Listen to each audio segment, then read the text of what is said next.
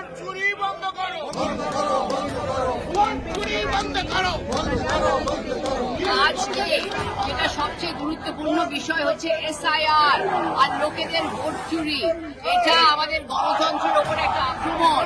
SIR এর ওপর চর্চা হোক, আলোচনা হোক, কারণ যেভাবে নির্বাচন কমিশনকে ব্যবহার করে বিজেপি নিজের এজেন্ডা আগে করছে, লক্ষ লক্ষ লোকদের ভোটার তালিকা থেকে বাদ দেওয়া হচ্ছে। আমরা দেখেছি যে বিহারে 8 লাখ লোকের ওপর ভোটার তালিকা থেকে তাদের বাদ দেওয়া হয়েছে। আর আমরা জানি যে আসল লক্ষ্য হচ্ছে বিহার না, আসল লক্ষ্য হচ্ছে বেঙ্গল। নির্বাচন কমিশনকে যেভাবে ব্যবহার করে বিজেপি নিজের এজেন্ডাকে আগে করছে, এর ওপরে চর্চা জরুরি।